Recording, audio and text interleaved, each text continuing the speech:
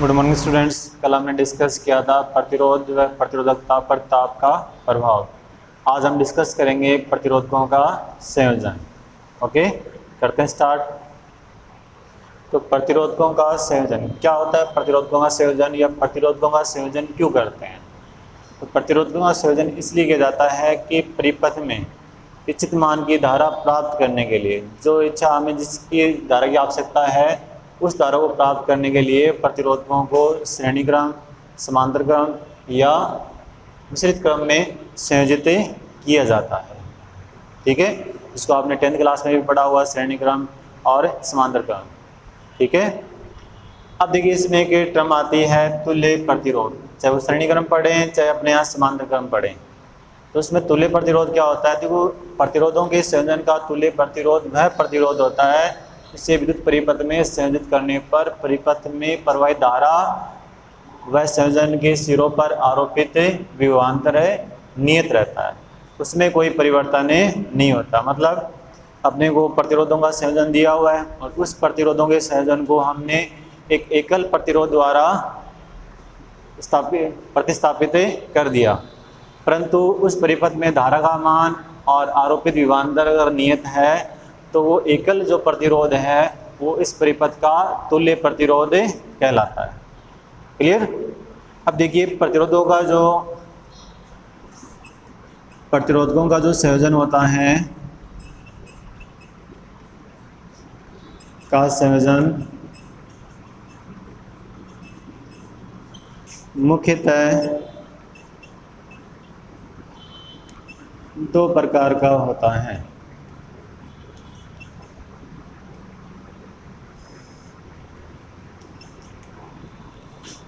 पहला इसमें अपना है वो श्रेणी क्रम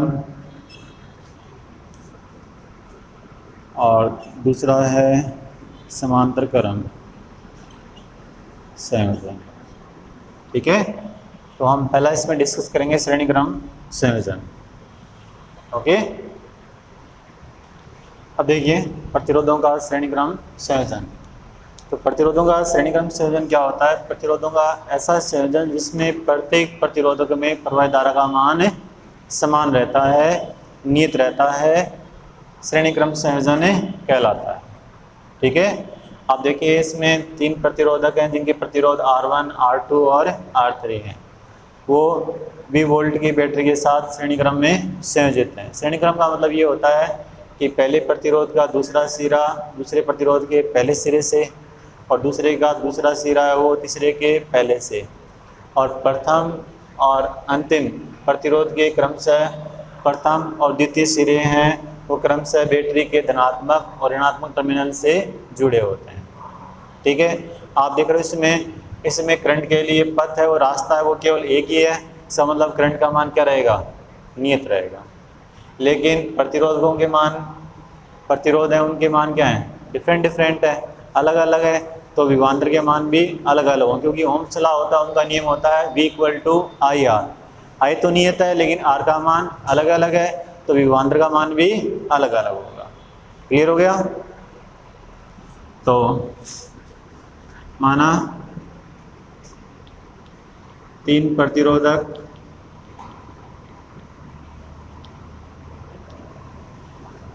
जिनके प्रतिरोध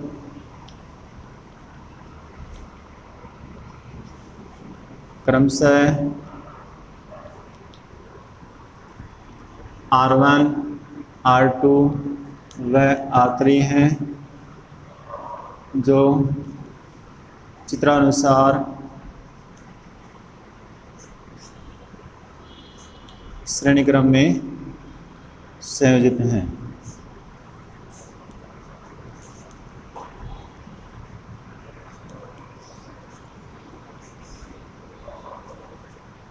ठीक है, प्रत्येक प्रतिरोधक में प्रवाहित धारा का मान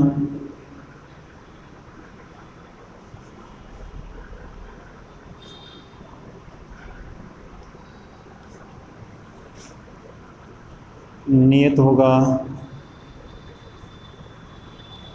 जो आई है, परंतु प्रतिरोधों के मान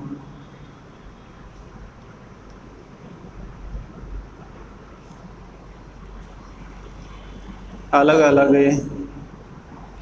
होने के कारण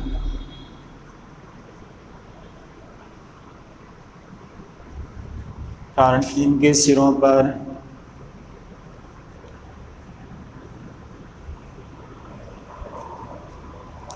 विभवांतर के मान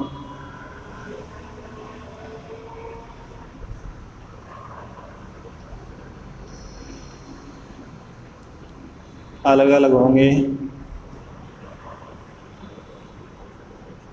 जो क्रमशः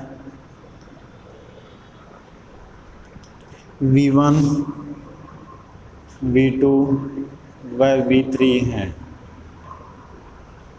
अतः ओम के नियम से क्या आ जाएगा बच्चों? V1 equal to I R1, V2 equal to I R2 और V3 equal to I R3। Clear? और यदि कुल विभवांतर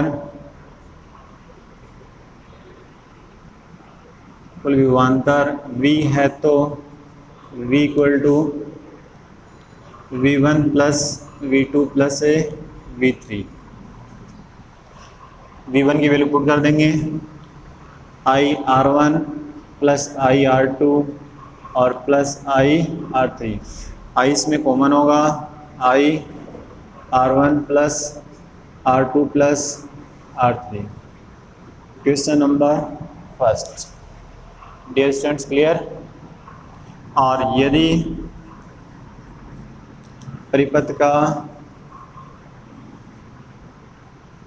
तुल्य प्रतिरोध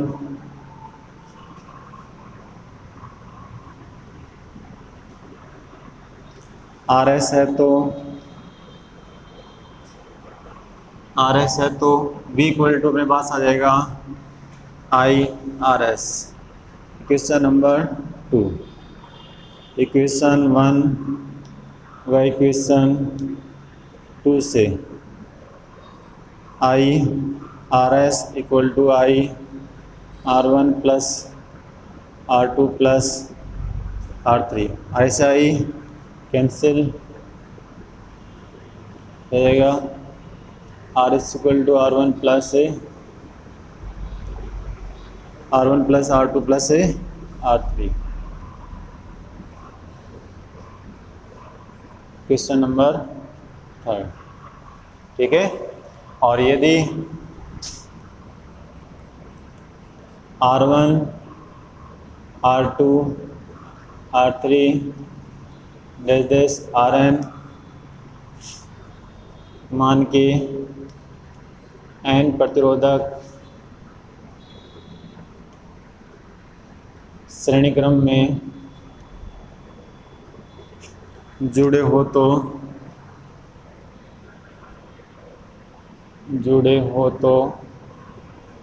तुल्य प्रतिरोध आ जाएगा RS equal to R1 plus R2 plus R3 और प्लस Rn। Equation number 4।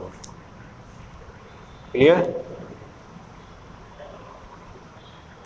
अब देखिए, हमने प्राप्त कर लिया था RS equal to R1 plus R2 plus R3 और n प्रतिरोधकों के लिए बताया था मैंने RS equal to R1 plus R2 plus R3 up to so on. Okay? अब देखिए, यदि समान प्रतिरोधक R के n प्रतिरोधक के श्रेणी क्रम में जुड़े हो तो क्या होगा? RS इक्वल टू हो जाएगा R plus R plus R plus plus n times. इसका मतलब हो जाएगा RS equal to NR। Clear? इसे देखिए, 3 प्रतिरोधक हैं जिनके सबके प्रतिरोध हैं वो R और श्रेणी क्रम में जुड़े हैं तो इनका तुल्य प्रतिरोध क्या हुआ? RS equal to R plus R plus R plus R equal to अपने पास आ जाएगा 3R। R S equal to R plus R equal to आ जाएगा 3R। और यहाँ एन कितना है, नंबर ऑफ रेजिस्टेंसेस कितने हैं, प्रतिरोधक कितने हैं, 3 है, तो कितने से गुना कर दें स्टूडेंट, 3 से। और 5 होते तो 5R, 10 होते तो 10R। ठीक है। अब देखिए आगे इसमें निष्कर्ष। श्रेणी क्रम संयोजन में तुल्य प्रतिरोध व संयोजन में प्रयुक्त प्रतिरोधों के योग के बराबर होता है। ये क्या हमने R प्लस आर, तुल्य प्रतिरोध का मान होगा संयोजन में प्रयुक्त प्रतिरोधों के कुल बीजगणितीय योग के बराबर होता है। R प्लस आर किया कितना आ गया, 3R। तो नेक्स्ट देखिए, श्रेणी क्रम संयोजन में तुल्य प्रतिरोध का मान प्रयुक्त अधिकतम मान वाले प्रतिरोध से भी अधिक होता है। संयोजन में प्रयुक्त अधिकतम मान वाले प्रतिरोध से भी अधिक होगा। देखिए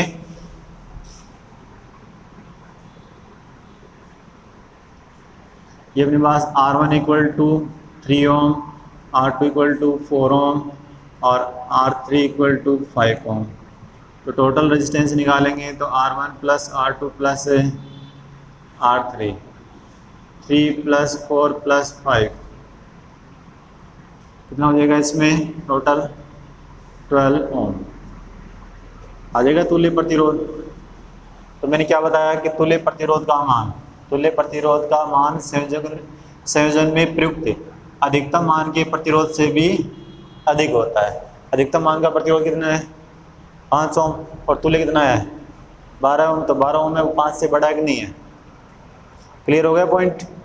नेक्स्ट देखिए, श्रेणी क्रम संयोजन में प्रत्येक प्रतिरोधक में प्रवाहित धारा का मान नियत रहता है, मतलब इसमें करंट रहेगी उस सब में सेम रहती है, मतलब I1, I2 और I3 इक्वल टू क्या रहेगा, इसमें I। सभी प्रतिरोधकों में प्रवाहित धारा का मान है वो समान रहता है, लेकिन विभवांतर का मान अलग अलग होता है।